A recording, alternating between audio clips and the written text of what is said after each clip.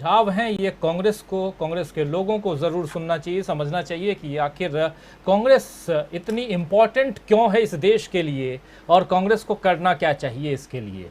लेकिन यहाँ दुर्भाग्यवश जो हमारे साथी अमलेंदु उपाध्याय जी और बाकी आप लोग भी उसको एंडोर्स कर रहे हैं कि मीडिया को जिस प्रकार कैप्चर कर लिया गया है, जो जॉब कर रहे हैं मीडिया में उनके ऊपर के लोग जो कहेंगे वो वही करेंगे, एंकर्स और बाकी। लेकिन उसके अलावा जैसे कैप्चर्ड हैं मीडिया भी संस्थानों व्यापारियों के हवाले है, और ऐसे में कांग्रेस के सामने बहुत बड़ी चुनौती है कि मेन स्ट्रीम मीडिया और वहाँ अपना स्थान पाए। ये अगर बताओ किशोर भाई कि पिछले 3-4 दिनों में जो भी डिबेट्स मेन स्ट्रीम मीडिया में हुए इस यात्रा को लेकर के, उनमें सिर्फ और सिर्फ निगेटिव चीज़ें कि हाँ राहुल गांधी की टी शर्ट कितने रुपए की है, तो राहुल गांधी का जूता जो है वो कितने रुपए का है, राहुल गांधी कहाँ रह रहे हैं, किस कंटेनर में, राहुल गांधी कन्याकुमारी में स्वामी विवेकानंद के स्टैचू पर जा कर के वहाँ मत्था टेक के नहीं आए, वो कितने नालायक हैं, निर्लज्ज हैं। ऐसे शब्दों का इस्तेमाल होता रहा और इन चीज़ों को दिखाया गया और इस पर डिबेट्स हुए। लेकिन आज जैसे गोवा में 11 में से 8 विधायक छोड़कर, कांग्रेस को छोड़कर बीजेपी चले गए, ये चर्चा का विषय है। और इससे राहुल गांधी के बढ़ते हुए कदम कितने रुकेंगे ये चर्चा का विषय है, लेकिन ये कदम कितने बढ़ चुके हैं ये चर्चा का विषय नहीं है। तो इसलिए ये समझना जरूरी है। लेकिन इस पर थोड़ा सा मैं चाहूँगा प्रोफेसर रविकांत जी आपकी टिप्पणी जरूर चाहूँगा कि बहुत गंभीर सवाल इन्होंने किशोर भाई ने, किशोर नाइक गांवकर ने यहाँ पर उठाए हैं। इस पर आपका क्या कहना है?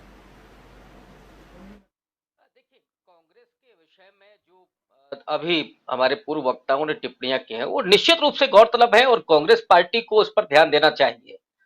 कांग्रेस की जो संगठनात्मक जो कमजोरी है वो सीधे इससे सामने आती है। लेकिन साथ ही साथ जिस राजनीतिक मर्यादा की हम लोग बात कर रहे हैं वो भी अपनी जगह वाजिब है। और मीडिया का जो रोल है, अभी अमलेंदु जी जिस बात को कह रहे थे कि वो नौकरी कर रहे हैं, लेकिन फर्क है ना, आप क्यों छोड़ करके आए? बच्चे आपके भी पल जाएंगे, उनके भी बच्चे पल रहे होंगे। लेकिन जब आप शाम को सोते होंगे तो एक सुकून के साथ कि जो हम कर रहे हैं वो हमारी नैतिकता के भीतर है, हम कोई अनैतिक काम नहीं कर रहे हैं। लेकिन जाहिर तौर पर गोदी मीडिया के पत्रकार जब घर जाते होंगे तो मुझे तो कभी कभी ये लगता है कि बिल्किस बानो का समर्थन करने वाले, वो सॉरी, उसके जो बलात्कारियों को छोड़ा गया उसका समर्थन करने वाले लोग जब अपने घर में जाते होंगे तो अपने बच्चों के सामने, अपनी पत्नी के सामने कैसे मुंह दिखाते हो?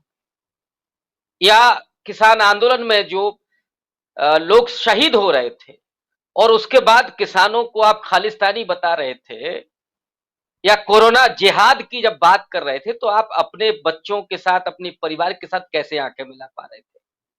या तो ये है कि आपकी आत्मा दरक चुकी है और फिर आपको कुछ नहीं दिखाई पड़ता, बहुत फर्क नहीं पड़ता।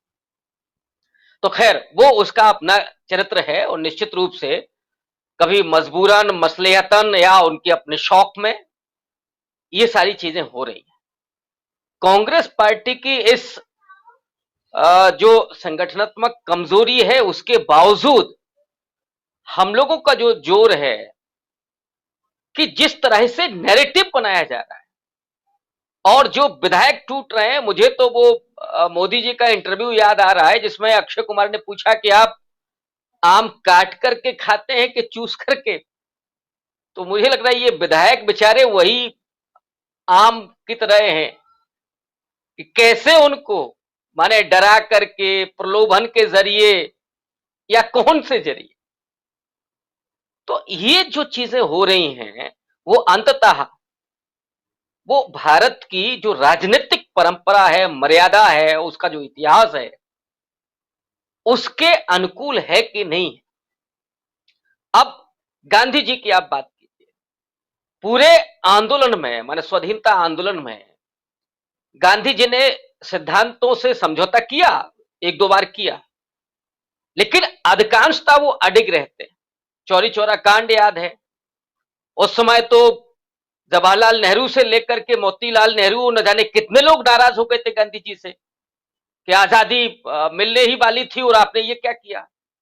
तो ये देश तो गांधी, नेहरू, अंबेडकर, भगत सिंह, इन सबके तमाम मूल्यों, सरदार पटेल, वहां से बनता है।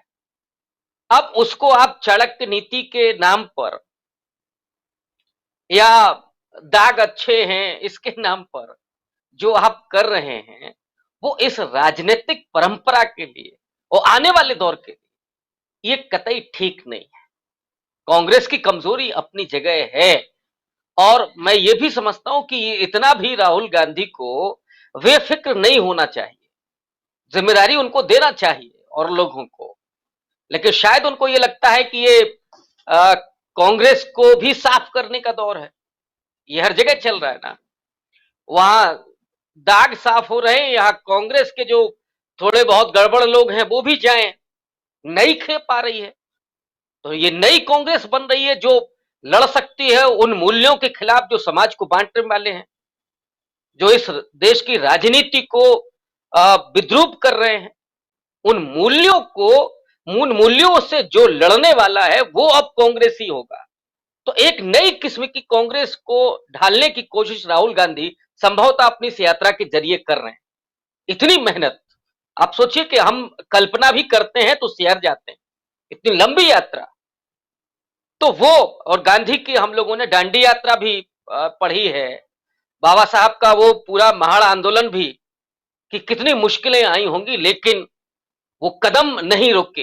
राहुल गांधी के अगर कदम नहीं रुकते हैं, ठिठकते नहीं हैं, और मुझे लगता है कि उनके भीतर एक जुनून है, तो निश्चित रूप से राजनीतिक डिस्कोर्स भी बदलेगा, राजनीतिक कलेबर भी बदलेगा और आने वाले दौर में राजनीतिक नेतृत्व भी बदलेगा। जी, क्या ये